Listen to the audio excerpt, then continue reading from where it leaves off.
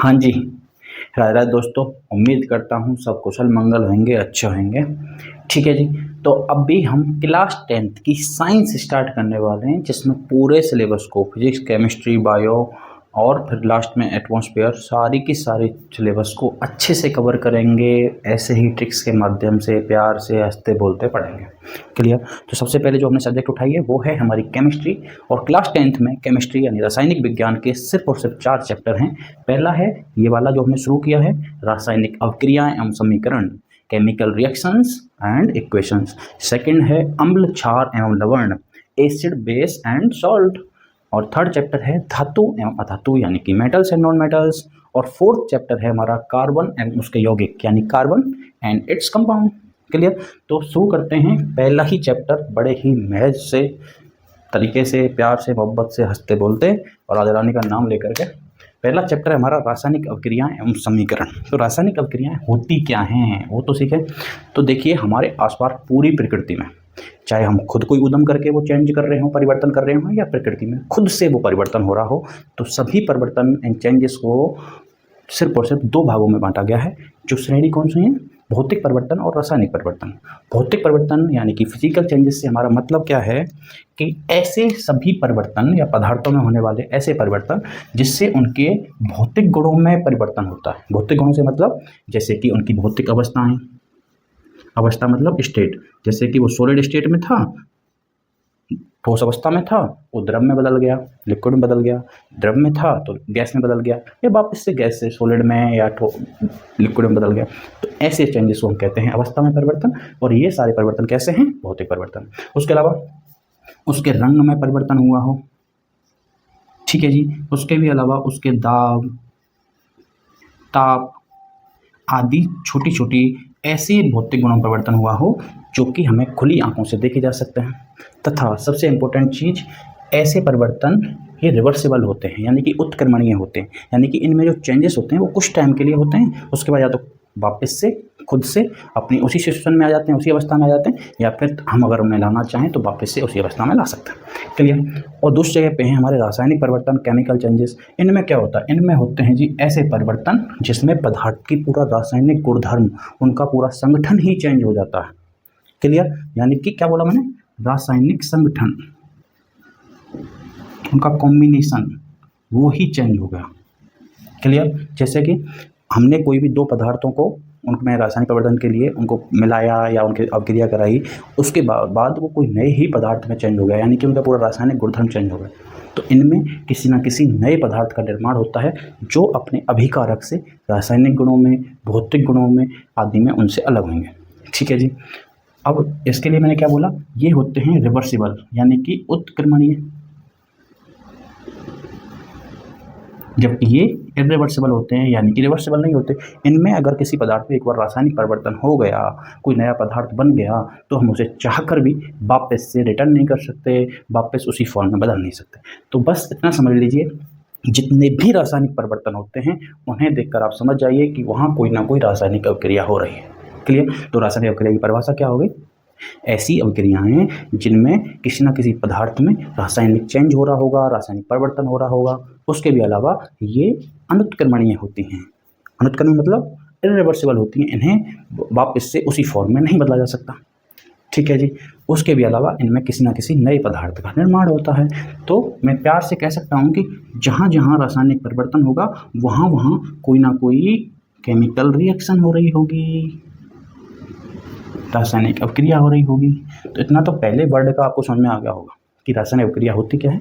तो ऐसी अवक्रियाएं जिनमें कोई ना कोई रासायनिक परिवर्तन हो रहा हो, कोई ना कोई नए पदार्थ का निर्माण हो रहा हो, तथा वो परिवर्तन इरिवर्सिबल हो, अनुत्क्रमणीय हो, वापस से चेंज ना हो।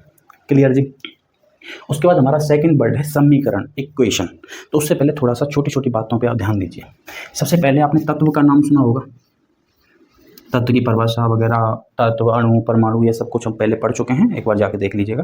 तत्व से मतलब है ऐसे शुद्ध पदार्थ जिनमें एक समान या एक ही प्रकार के परमाणु उपस्थित होते हैं, उसे कहते हैं हम तत्व। ठीक है जी।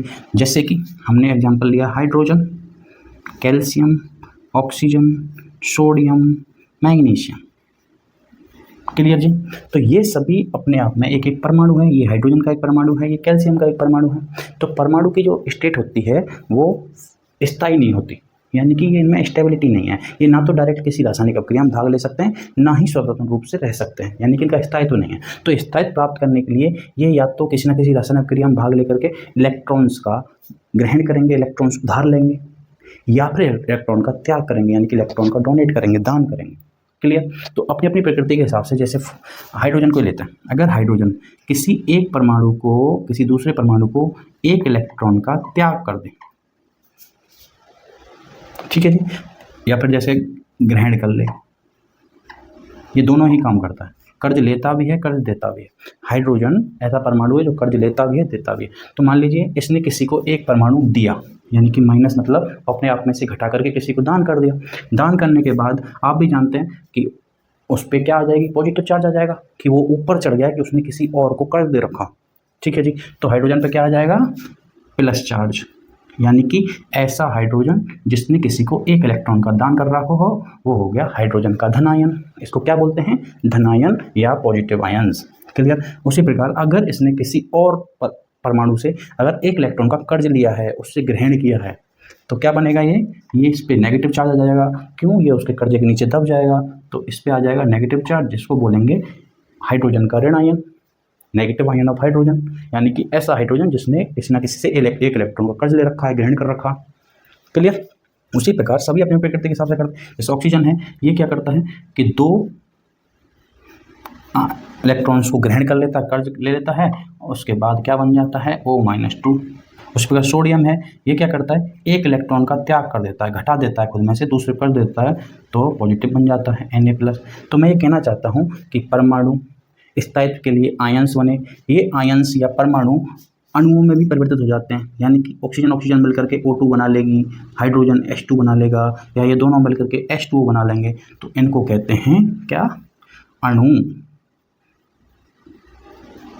अणु से मतलब ऐसे पदार्थ जिनमें दो या दो से अधिक प्रकार के समान या विसमान या अलग अलग परमाणु उपस्थित होते हैं, उन्हें कहते हैं अणु।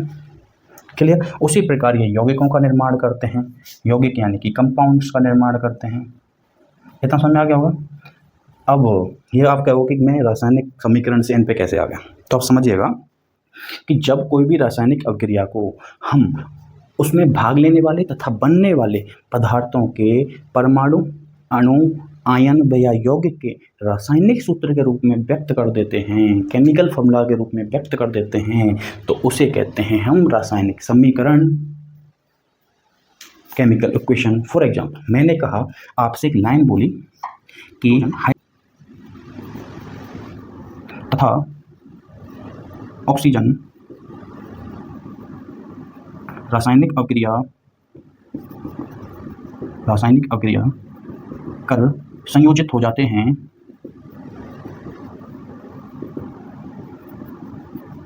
तथा जल का निर्माण करते हैं, तो एक बार सोच के देखिए, लाइन कितनी लंबी लग रही है। हाइड्रोजन तथा ऑक्सीजन आपस में रासायनिक अभिक्रिया कर संयोजित होते हैं तथा जल का निर्माण करते हैं। कितनी लंबी लाइन है ये, कोई रासायनिक परिवर्तन है, रासायनिक अभिक्रिया है, ठीक है। इसको मैंने वाक्य के रूप में व्यक्त कर दिया। क्लियर।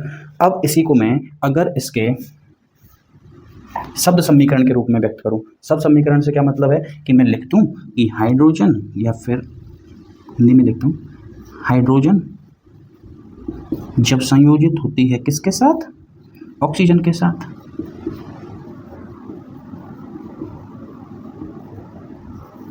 तो किसका निर्माण करते हैं, बल्कि संयोजित होकर के जल का। तो देखिए, पहले मैंने इतनी लंबी लाइन लिखी, उसके बाद मैंने इसको शब्द समीकरण के रूप में व्यक्त किया कि hydrogen plus oxygen equal to जल। तो उससे ज़्यादा आसान, उससे ज़्यादा अच्छी और उससे ज़्यादा कम समय लेने वाली लाइन ये है या नहीं है। अब इसी लाइन को हम इनके जो भी तत्व भाग ले रहे हैं अभिक्रिया में भाग लेने वाले क्या कहलाते हैं, अभिकारक रिएक्टेंट,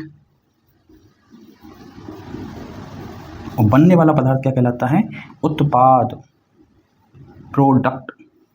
अब यानी कि दूसरी भाषा में अभिक्रिया के लेफ्ट साइड में लिखे हुए जितने भी परमाणु होंगे, तत्व होंगे, अणु होंगे, वो सभी अभिकारक हैं, रिएक्टेंट हैं। उसी जगह पे जो RHS साइड में, राइट हैंड साइड में होंगे, दाएं हाथ की तरफ होंगे, वो सभी उत्पाद होंगे जो कि उस अभिक्रिया के दौरान निर्मित हो रहे हैं, बन रहे हैं। क्लियर जी, इतनी बात क्लियर हो गई। ठीक है, अब इसी अभिक्रिया को हम उनके रासायनिक सूत्रों के रूप में, उनके रासायनिक प्रतीकों के रूप में व्यक्त करते हैं, तब कितनी आसान हो जाएगी। हाइड्रोजन को मैंने लिख दिया, जब H2O2 के साथ मिलेगी, रासायनिक अभिक्रिया करेगी तो जल का निर्माण होगा।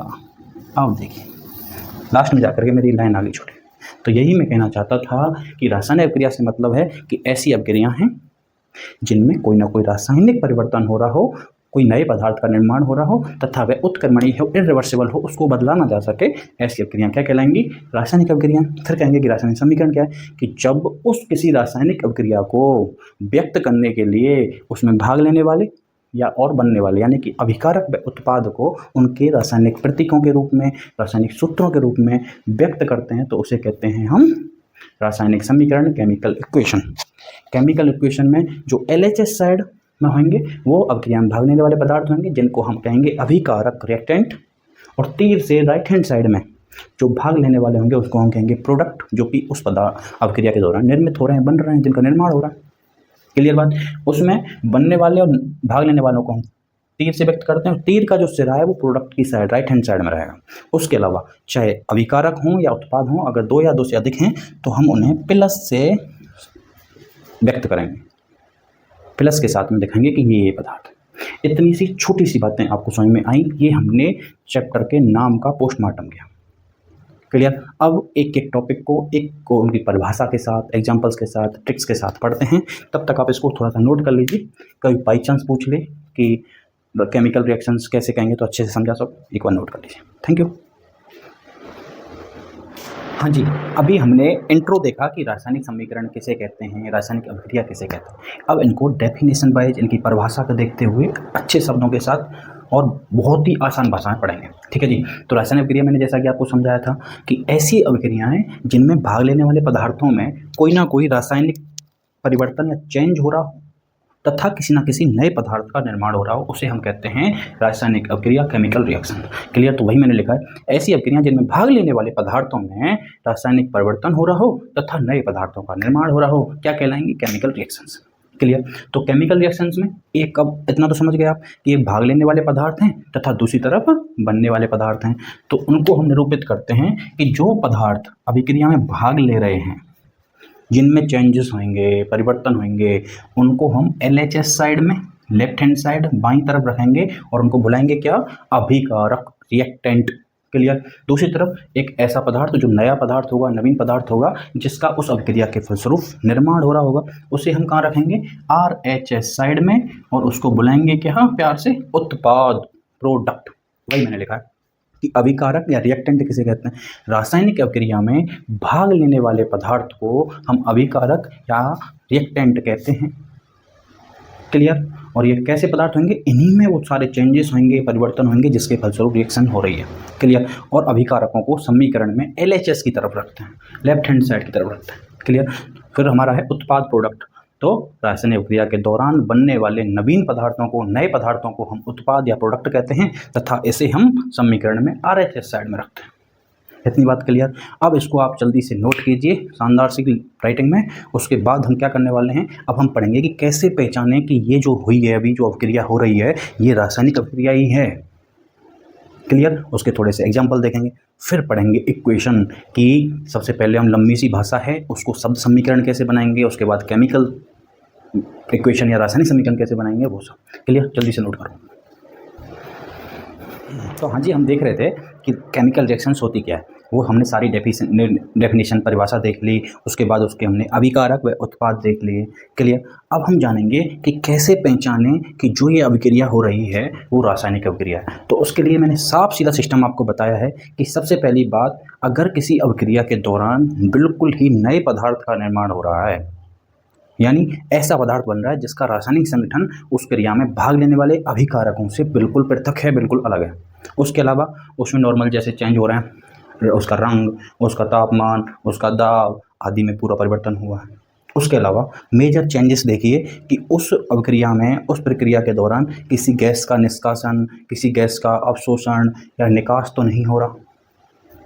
क्लियर। तो वही पॉइंट मैंने लिखे हैं। पहला पॉइंट क्या है, अवस्था में परिवर्तन, कि अभिक्रिया के दौरान किसी ना मतलब जो भाग लेने वाले पदार्थ हैं उनकी जो स्टेट है, फिजिकल स्टेट है, भौतिक अवस्था है, उनमें चेंज हो रहा होगा।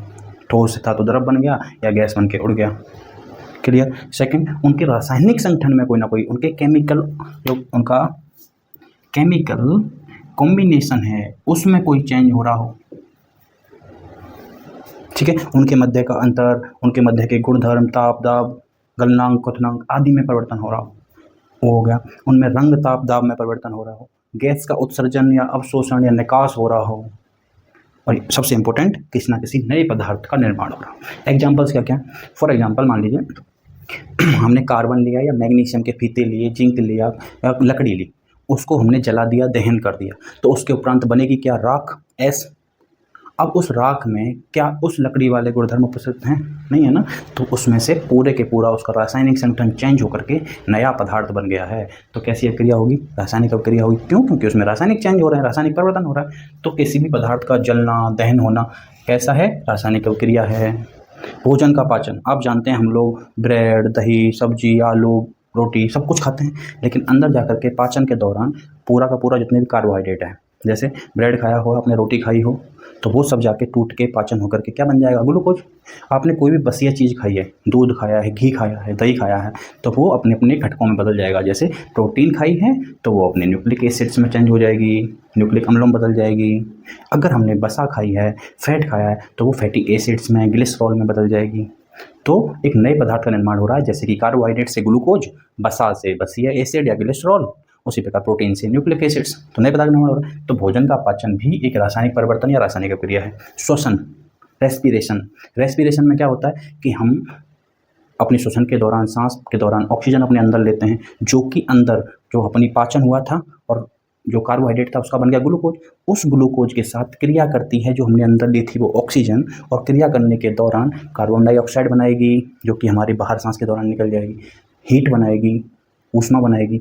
उसके अलावा एटीपी में ऊर्जा बनाएगी, जो हमारे शरीर के सारी एक्टिविटीज़ में काम आती है। हमारे शरीर की जितनी भी क्रियाएं होती हैं उनके लिए एनर्जी चाहिए, ऊर्जा चाहिए, वो श्वसन के दौरान मिलती है। तो कैसे मिल रही है कि जो हम ऑक्सीजन अंदर ले रहे हैं वो जाकर के ग्लूकोज के साथ जो क्रिया कर रहा है, रासायनिक क्रिया कर रहा है, उसके दौरान एक एटीपी में ऊर्जा बन रही है, साथ में कार्बन डाइऑक्साइड निकल रही है, जल बन रहा है और हीट बन रही है। जो कि आप फील करोगे जब सांस बाहर फेंकते हैं, हवा बाहर निकालते हैं, तो उसमें कार्बन डाइऑक्साइड है, साथ में ऊष्मा भी है, वो गर्म है वो हवा, यानी कि उसमें कोई ना कोई ऊष्मा का भी क्षेप हो रहा है, यानी कि ऊष्मा का निकल रही है, निष्कर्षण हो रहा है। क्लियर। तो श्वसन, रेस्पिरेशन एक प्रकार का रासायनिक परिवर्तन है, रासायनिक अभिक्रिया है। लोहे पर जंग लगना, देखिए लोहे मान लीजिए आयरन Fe पूरा रखा हुआ था, सरिया रखी हुई है या प्लेट रखी हुई है, पूरा का पूरा वो Fe का बना हुआ है, फेरस का बना हुआ है, आयरन का बना हुआ है। लेकिन जब वो नमी और ऑक्सीजन के कांटेक्ट में आएगा तो उसके ऊपर फेरस ऑक्साइड की एक परत चढ़ जाएगी, जिसका रंग रेडिश रेडिश लाल रंग का होता है। आपने देखा हो पहले जो लोहा था हमारा भूरे रंग का, काले रंग का था, लेकिन कुछ समय तक खुला छोड़ने के बाद वो उसमें वाष्प, आर्द्रता उसके कांटेक्ट में आया, ऑक्सीजन के कांटेक्ट में आया, तो उस पर जंग लग गई, तो वो पूरा लाल लाल लाल लाल दिखने लग गया। वो लाल लाल सा क्या है? वो है फेरस ऑक्साइड, FeO। क्लियर। तो उसमें क्या हो रहा है? नए पदार्थ का निर्माण हो रहा है, जो कि है फेरस ऑक्साइड। उसका रंग अलग है, उसकी रासायनिक प्रकृति अलग है, रासायनिक गुण अलग है और नया पदार्थ है।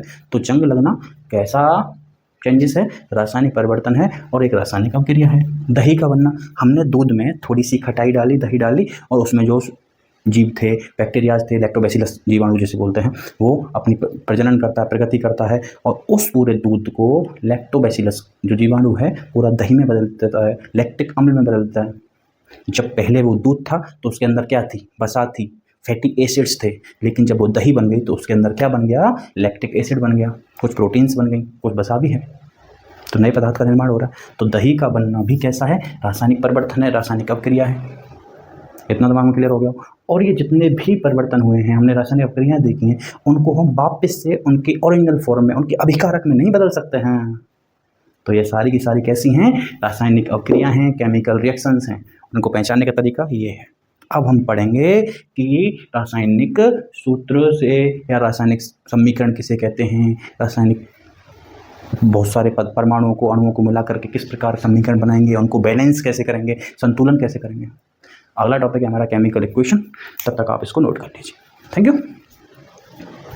हाँ जी, तो रासायनिक अभिक्रिया आपके पूरी तरह से समझ में आ चुकी है।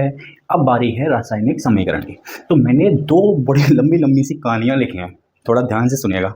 पहली कहानी है, जब जिंक की अभिक्रिया सल्फ्यूरिक अम्ल के साथ कराते हैं तो क्या बनता भैया, तो जिंक सल्फेट का निर्माण होता है तथा हाइड्रोजन गैस फूंक फूंक करके निकलती है।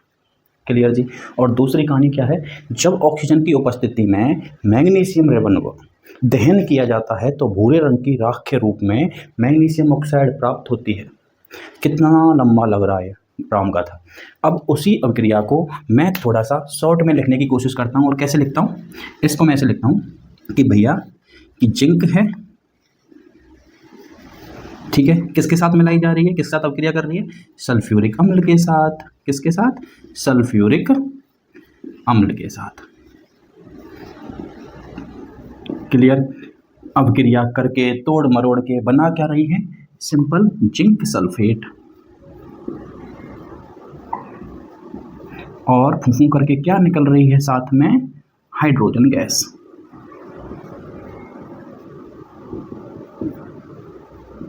क्लियर जी। तो मैंने आपके सामने एक कहानी थी जो 4 लाइन लंबी थी, मैंने उसको उसी कहानी को पूरी कहानी के साथ सिर्फ 1 लाइन में लिख दिया कि जिंक सल्फ्यूरिक अम्ल के साथ गुल्लू गुल्लू करती है और क्या बनाती है, जिंक सल्फेट बनाती है और साथ में हाइड्रोजन गैस छोड़ती है। क्लियर। अब उसकी बजाय बहुत ज़्यादा शॉर्ट है, नहीं है। इसी प्रकार इसको भी लिखते हैं। इसको लिखेंगे तो कैसे लिखेंगे कि जब महात्मा गांधी की रेवन को यानी कि मैग्नीशियम को क्या कर रहे हैं, ऑक्सीजन की उपस्थिति में जला रहे हैं, तो जल रहा है तो कौन काम आ रहा है, ऑक्सीजन। दहन हो रहा है तो ऑक्सीजन। क्लियर। कोई भी चीज़ जलती है तो उसकी अभिक्रिया मानी जाती है ऑक्सीजन के साथ। बन क्या रहा है भैया, तो महात्मा गांधी के जब हाथ की रिबन को हम जलाते हैं ऑक्सीजन की उपस्थिति में तो भूरे रंग की राख प्राप्त होती है, जो क्या है, मैग्नीशियम ऑक्साइड है। तो क्लियरली हम लिख सकते हैं क्या, मैग्नीशियम ऑक्साइड। ठीक है जी, ये लिख गई हमारी 1 लाइन में। इतना समझ में आ गया। दूसरी कहानी को भी मैंने ऐसे ही शॉर्ट में 1 लाइन में लिख दिया। जब हम ऐसे लिखते हैं कि पूरी की पूरी कहानी हमारी उन पदार्थों के जो अभिक्रिया में भाग ले रहे हैं तथा अभिक्रिया के उपरांत बन रहे हैं उनको उनके नाम के रूप में लिख देते हैं, तो उसे हम क्या कहते हैं, उसको हम कहते हैं क्या, शब्द समीकरण। क्या कहते हैं भैया, शब्द समीकरण, वर्ड इक्वेशन। क्लियर। तो ये हो गया क्या, इनके पूरी पूरी कहानियों के शब्द समीकरण। इसमें जो पदार्थ अभिक्रिया में भाग ले रहे हैं वो तीर के LHS साइड में, लेफ्ट हैंड साइड में बाईं तरफ हैं, इनको क्या बुलाते हैं, इनको बुलाते हैं अभिकारक। अभिकारक बोले तो रिएक्टेंट कौन सी साइड है, LHS side, left hand side. और तीर के दूसरी तरफ, दाईं तरफ जो भी पदार्थ होंगे वो क्या होंगे हमारे, वो होंगे हमारे उत्पाद, प्रोडक्ट। कौन सी साइड में, RHS साइड। और उत्पाद की तरफ ही तीर का निशान होता है। ठीक है जी। उसी प्रकार उसमें जो महात्मा गांधी और ऑक्सीजन है ये हो गए हमारे क्या, रिएक्टेंट, अभिकारक। और जो मैग्नीशियम ऑक्साइड बन रहा है वो क्या हो गया हमारा, प्रोडक्ट। क्लियर। अब जब मैं इस भी कहानी को जो 1 लाइन में लिखी है इसे इसके रासायनिक सूत्रों के रूप में, इसके रासायनिक प्रतीकों के रूप में लिख दूंगा तो हमारा बन जाएगा क्या, रासायनिक समीकरण। और इसी को कहते हैं रासायनिक अभिक्रिया का निरूपण या प्रदर्शित करना। इतना समझ में आ गया हो। मेरे सामने 2 कहानियाँ थीं बड़ी लंबी लंबी, उनको जब मैंने उनके हिंदी नाम के हिसाब से लिख दिया 1 लाइन में, उनको अभिकारकों को अलग, उत्पादों को अलग, तो मैंने क्या कहा, उनको शब्द समीकरण। अब इन पूरों को मैं इनके रासायनिक सूत्र, केमिकल फॉर्मूलाज के रूप में, उनके प्रतीकों के रूप में लिख दूंगा तो क्या बन जाएगा मेरा, रासायनिक सूत्र या रासायनिक समीकरण, केमिकल इक्वेशन। और रासायनिक सूत्र कैसे बनाने हैं ये हमने बहुत बेहतरीन तरीक़ों से पढ़ा है। संयोजकता की ट्रिक, वो भी बेहतरीन से बेहतरीन ट्रिक कि एक ही बार में आपके दिमाग में पूरा छप जाए। जा करके सारी पुरानी वीडियोज़ देखिए, शॉर्ट्स देखिए और चलिए लिखते हैं। तो हमारा क्या था, इसमें कुछ नहीं था। इसमें सिंपल सी बात थी कि Zn जिंक था जिसकी अभिक्रिया सल्फ्यूरिक एसिड के साथ, हाइड्रोजन सल्फ्यूरिक एसिड के साथ हो रही थी, जिसके उपरांत उसमें जो गुल्लू गुल्लू हुआ उससे बना क्या, जिंक सल्फेट ZnSO4, साथ में फुफू कर करके कौन सी गैस निकली, हाइड्रोजन गैस। बन गया आपका रासायनिक समीकरण, केमिकल इक्वेशन। सिंपल सा। इससे साफ पता चल रहा है कि पूरी अभिक्रिया में किन पदार्थों ने भाग लिया, कौन से पदार्थ बने, उनके रासायनिक सूत्र क्या हैं, उस रासायनिक सूत्र में भी उसमें कौन कौन से परमाणु हैं, अणु हैं, कितने हैं। जैसे कि हमने सल्फ्यूरिक एसिड को H2SO4 लिखा तो उसमें हमें साफ दिख रहा है कि H2SO4 उसको कहते हैं जिसमें 2 हाइड्रोजन परमाणु होते हैं, 1 सल्फर परमाणु होता है और 4 ऑक्सीजन परमाणु होते हैं। क्लियर। तो ये कौन सी साइड है, NHS साइड। इनको क्या कहेंगे हम, अभिकारक, रिएक्टेंट।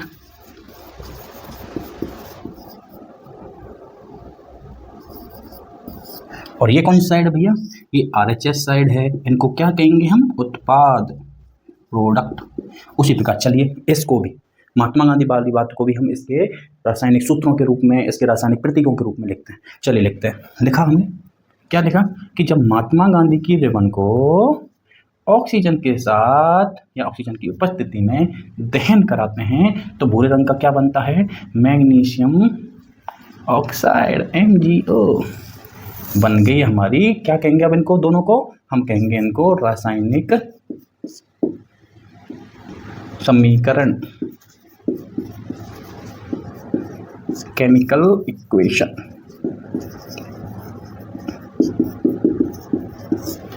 क्लियर।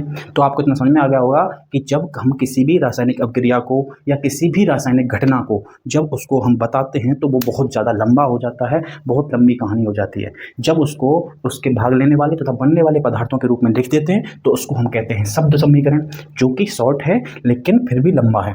फिर उसको जब उसके प्रतीकों के रूप में, उसके रासायनिक सूत्रों के रूप में लिख देते हैं तब हमारा बन जाता है रासायनिक इक्वेशन, केमिकल इक्वेशन या रासायनिक समीकरण, जो कि बहुत ज़्यादा शॉर्ट होता है और उससे हम बहुत ज़्यादा जानकारी प्राप्त कर सकते हैं। जैसे कि उसमें भाग लेने वाले अभिकारक व बनने वाले उत्पादों के रासायनिक सूत्र क्या हैं, उन रासायनिक सूत्रों में या फिर उत्पादार्थों में कौन कौन से परमाणु उपस्थित हैं, उनकी संख्या क्या है, तथा उनको बैलेंस करना भी आसान है, उनका वेट निकालना, द्रव्यमान निकालना भी आसान है। क्लियर इतना समझ आ गया। जल्दी से नोट कीजिए। अब डायरेक्ट लिखेंगे हम रासायनिक समीकरण की परिभाषा। क्लियर। हाँ जी। तो मेरे हिसाब से सबको रासायनिक समीकरण, रासायनिक अभिक्रिया क्या होती है, कैसे बनती है, क्यों आवश्यकता पड़ी, सबकी नॉलेज होगी। एक बार लास्ट में एक बार और देख लेते हैं कि रासायनिक समीकरण, केमिकल इक्वेशन की डेफिनेशन क्या है। तो जब किसी रासायनिक अभिक्रिया को, मैंने बता चुका हूँ, जब भी किसी रासायनिक अभिक्रिया को उसके अभिकारक एवं उत्पादों के प्रतीक चिन्हों व रासायनिक सूत्रों के रूप में निरूपित करते हैं, उनका निरूपण करते हैं, तो जो समीकरण बनता है उसको क्या कहते हैं, रासायनिक समीकरण, केमिकल इक्वेशन। इसमें क्या और क्या फायदा है रासायनिक समीकरण बनाने का, कि अभिक्रिया के दौरान जिन जिन चीज़ों की जरूरत पड़ी, मान लीजिए कि हमने हाइड्रोजन और ऑक्सीजन का गुलू करा रहे हैं, उनकी अभिक्रिया करा रहे हैं, अब वो डायरेक्टली अपने आप से अभिक्रिया नहीं कर रही हैं, एक पॉट में डाल दिया, हिला दिया, नहीं हुआ, तो कई बार उनका हमें दाब बढ़ाना पड़ता है, प्रेशराइज करना पड़ता है, प्रेशर इंक्रीज करना पड़ता है, कई बार उनका ताप बढ़ाना पड़ता है, नीचे से हमको उनको ऊष्मा देनी पड़ती है, गर्म करना पड़ता है, हीट करना पड़ता है, ताकि वो आपस में रिएक्ट कर सकें, रिएक्शन कर सकें, अभिक्रिया कर सकें। ठीक है। उसके भी अलावा जब भी कोई काम नहीं बनता तो हमें उनको और बाहर से इंक्रेज करने के लिए, उनको और अधिक प्रेशराइज करने के लिए क्या करते हैं, उनमें उत्प्रेरक डालते हैं। उत्प्रेरक क्या होता है, इनको बोलते हैं कैटालाइट। ये क्या काम करते हैं, ये अभिक्रिया में भाग नहीं लेंगे, अभिक्रिया से दूर रहेंगे, लेकिन उस अभिक्रिया में भाग लेने वाले पदार्थों को, उनकी वेग को, उनकी गति को, उनकी रासायनिक अभिक्रिया की दर को इतना बढ़ा देते हैं कि वो अभिक्रिया शांति से और अच्छे से, जल्दी से, शीघ्रता से पूर्ण हो जाती है। क्या कहना हम समझ नहीं। मान लीजिए मैं और मेरे सामने कोई एक आदमी खड़ा हुआ है, एक आप हो, आपको हम दोनों को लड़ाना है, झगड़ाना है कि हम में मारपीट हो जाए, खून खराबा हो जाए। हमें बहुत देर हो गई, आपने हम दोनों को भड़काया, बहुत भड़काया कि ये तेरे बारे में ये कह रहा था, ये तेरे बारे में ये कह रहा था, वो कह रहा था। हम दोनों आपस में खूब लड़ रहे हैं, झगड़ रहे हैं, लेकिन एक दूसरे को मार नहीं रहे। आप हो उत्प्रेरक, कैटालाइट। कौन हो आप, उत्प्रेरक। आपने अब एक नई बात बोली, आप लड़ाई में शामिल तो नहीं ना, मेरे साथ लड़ रहे हो ना इसके साथ लड़ रहे हो, लेकिन अभिक्रिया में पूरा योगदान दे रहे हो, पूरी रिएक्शन में योगदान दे रहे हो। वहाँ खड़े होकर कहते हैं, अरे अजय तो यानी भाई गाली दी, माँ बहन की गाली दे रहा हूँ। अब ये बात हमारे दोनों के बेग को इतना बढ़ा देगी, इतना गर्म कर देगी माहौल कि या तो मैं इसको मार दूंगा या ये मुझे मार देगा। तो आप हो उत्प्रेरक, कैटालाइट, यानी कि ऐसे पदार्थ जो अभिक्रिया में डायरेक्टली, प्रत्यक्ष रूप से भाग नहीं लेते हैं, लेकिन अभिक्रिया में भाग लेने वाले पदार्थों को, उनके वेग को, उनके क्रियाशीलता की दर को इतना बढ़ा देते हैं कि रासायनिक अभिक्रिया शीघ्रता से पूर्ण हो जाए। समझ गए उत्प्रेरक क्या होता है। तो वही मैंने कहा है कि अभिक्रिया की आवश्यक परिस्थितियों, जैसे कि ताप, दाब, उत्प्रेरक आदि को, जो तीर का निशान होता है ना अभिक्रिया में, उसके ऊपर या नीचे शो करते हैं। क्लियर जी। अब कुछ एग्जांपल्स और हैं, उनको कर लेते हैं। जब ये कह रहा है कि कार्बन को जो ऑक्सीजन की उपस्थिति में जलाया जाता है तो कार्बन डाइऑक्साइड का निर्माण होता है। ये हो गया हमारा शब्द समीकरण। अब इसे हम बनाएंगे रासायनिक समीकरण। कैसे बनाएंगे जी? क्या कह रहा है ये कि ये कह रहा है कि कार्बन है, ठीक है जी, किसकी उपस्थिति में? ऑक्सीजन की उपस्थिति में दहन हो रहा है, जल रहा है, तो क्या बन रहा है? Carbon dioxide. क्लियर। दूसरा है हमारा हाइड्रोजन है जी। हाइड्रोजन क्लोरीन के साथ, क्लोरीन गैस के साथ अभिक्रिया करता है और क्या बनाता है? हाइड्रोक्लोरिक अम्ल, हाइड्रोक्लोरिक एसिड। तो क्या होता है वो? HCl। तीसरा एग्जांपल कि कार्बन डाइऑक्साइड किस साथ अभिक्रिया कर रहा है? हाइड्रोजन के साथ अभिक्रिया कर रहा है, बना क्या रहा है? मेथेनॉल। अब आप कहोगे कि सर आप तो हो गुरुजी, आप तो डायरेक्ट लिख रहे हो कार्बन C है, ऑक्सीजन O2 है, कार्बन डाइऑक्साइड CO2 है, हाइड्रोक्लोरिक एसिड HCl है, हम कैसे करेंगे? तो आपको किसने रोका भाई? आपको किसने रोका है याद करने के लिए या फिर बनाने के लिए, जल्दी से जल्दी बनाने के लिए? अरे भाई जाके देखो, बहुत सारी वीडियो पढ़ी हैं, बहुत सारे शॉर्ट पढ़े हैं, उन्होंने बेहतरीन से बेहतरीन ट्रिक के माध्यम से सारी पहले संयोजकता याद कराएंगे, बैलेंस याद कराइए, फिर आपको बड़ी ही शानदार ट्रिक के माध्यम से बनाना सिखाया कि रासायनिक सूत्र बनाते कैसे हैं, वो भी खड़े खड़े। मैंने आपके सामने नाम लिया मैग्नीशियम क्लोराइड, आप बोलोगे MgCl2। मैंने बोला सोडियम बाइकार्बोनेट, आप बोलोगे सोडियम NaSCO3। सीधा मैंने बोला भाई बता सोडियम कार्बोनेट, आप सीधा बोलोगे CaCO3। क्लियर। ऐसे ही जाके आप भी खड़े खड़े मिनटों में, सेकंडों में बनाओगे, लेकिन जाकर के समझिए, दिमाग में बिठाइए, प्रैक्टिस कीजिए। अगर नहीं समझ में आता है तो कमेंट कीजिए, वापस से सुनाऊँ, तुम्हारे लिए इतना पसीना बहा रहा हूँ, ठीक है। तो ये क्या कह रहा है? तीसरा कार्बन डाइऑक्साइड CO2 जो हाइड्रोजन के साथ क्रिया करती है, क्या बनता है? मेथेनॉल। मेथेनॉल मतलब मेथेन एल्कोहल, जैसे बोलते हैं बुरन स्प्रिट, दारू होती है, मेथेनॉल CH3OH। क्लियर। तो ये हमारे तीन थी हमारे जो है शब्द समीकरण, उनको हमने बना दिया केमिकल इक्वेशन, रासायनिक समीकरण। आप समझ गए होंगे सारी चीज़। अब इस बात को एक बार फिर समझ लीजिए कि कई बार रासायनिक अभिक्रिया शांति से नहीं होती है, खुद से नहीं होती है, तो हमें उस पर बाहर से प्रेशराइज करना पड़ता है, बाहर से एनकरेज कराया जाता है। उसके लिए कई बार उसको दाब बढ़ाने पर वो अभिक्रिया हो जाती है, कई बार बाहर से ऊष्मा देने पर, ताप बढ़ाने पर वो अभिक्रिया हो जाती है। और जब उनसे भी काम न चले तो हम डालते हैं उत्प्रेरक कैटालाइट, जो कि अभी मैंने समझाया, आप हो कैटालाइट, चूँकि अभिक्रिया में पूर्ण रूप से भाग नहीं लेगा, मतलब प्रत्यक्ष रूप से भाग नहीं लेगा, लेकिन दूर से ही अभिक्रिया के वेग को, उसकी दर को बढ़ा देगा और अभिक्रिया पूर्ण हो जाएगी। जैसे कि चलो ये बताता हूँ आपको, जैसे कार्बन डाइऑक्साइड और हाइड्रोजन है, ये डायरेक्टली क्रिया नहीं करते हैं। क्या कहा मैंने? ये सीधे सीधे क्रिया नहीं करती हैं। इनके लिए क्या जरूरी है? इसके लिए जरूरी है कि जब हमने कार्बन डाइऑक्साइड डाल दी पॉट में, हाइड्रोजन मिला दी, लेकिन उससे डायरेक्टली मेथेनॉल नहीं बनता है, मेथेन एल्कोहल नहीं बनता है, CH3OH नहीं बनता है। उसके लिए हमें क्या करना पड़ता है? उसके लिए हमें इसमें 340 ATM यानी कि एटमॉस्फेरिक जो प्रेशर होगा, 340 ATM का दाब लगाना पड़ता है इन दोनों पे। यानी कि हमें इन्हें ऐसे पॉट में डालेंगे जहाँ पर हम 340 ATM का प्रेशर लगा सकें, दाब लगा सकें, तब जाके मेथेनॉल को बनती है। अब तो समझ में आ गया होगा, क्लियर। तो एक बार नोट कर लीजिए। इसके बाद हमारी बारी है कई कि रासायनिक समीकरण को संतुलित करना क्यों आवश्यक है, कैसे करते हैं। और मेरी जो नेक्स्ट वीडियो है, अगली वीडियो शायद कल डाल दूंगा, और उसमें मैं सबसे पहले तो आपको सिखाऊंगा पूरा कि रासायनिक समीकरण को संतुलित क्यों करते हैं, कैसे करते हैं, क्यों आवश्यक है। उसके बाद कौन सी विधि से करते हैं? हिट एंड ट्रायल मेथड से, हिट एंड ट्रायल विधि से। तो उसके पूरे सारे चरणों को, सारे स्टेप्स को अच्छे से समझेंगे, फिर उसके 2 एग्जांपल्स करेंगे, और उसके बाद एक बार पूरी प्रैक्टिस करेंगे कि बिना हिट एंड ट्रायल के पूरे प्रोसेस से गुजरे हम एक ही लाइन में, एक ज़्यादा से ज़्यादा 40 सेकंड में कैसे पूरी रिएक्शन को, पूरी अभिक्रिया को, पूरे समीकरण को संतुलित कर सकते हैं। तो एक स्पेशल वीडियो बैलेंस करने के लिए, रासायनिक अभिक्रिया को संतुलित करने के लिए होगी, क्योंकि उसमें से कई बार डायरेक्ट 3 नंबर का सवाल आ जाता है कि हिट एंड ट्रायल विधि से इस समीकरण को संतुलित कीजिए। कई बार 1 नंबर में आ जाता है कि इस समीकरण को संतुलित कीजिए। तो अगर 1 नंबर में आया है तो हम उसे हिट एंड ट्रायल विधि से पूरा विधि पूर्वक, पूरी रीति रिवाज से तो करेंगे नहीं, उसको हम जल्दी से करेंगे, शॉर्ट से करेंगे। तो सारी प्रैक्टिस करेंगे नेक्स्ट वीडियो में, 40 मिनट पूरी की पूरी ओनली बैलेंस करेंगे, संतुलित करेंगे। उसके बाद स्टार्ट करेंगे रासायनिक अभिक्रियाओं के प्रकार।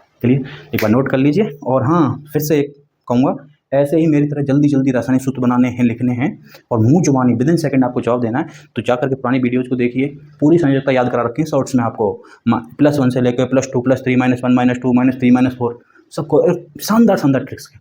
एक बार देख लोगे तो दिमाग में ऐसी बैठ जाएंगे कि -3 का नाम लेते ही आपके दिमाग में छप जाएंगी कि न पहुँचा है 3 बार या 4 बार रहने होने के बाद। -2 का नाम आया जैसे ही, वो उस पर सो के कोई कुआं में गिरा तो कोई जनेऊ पा गया।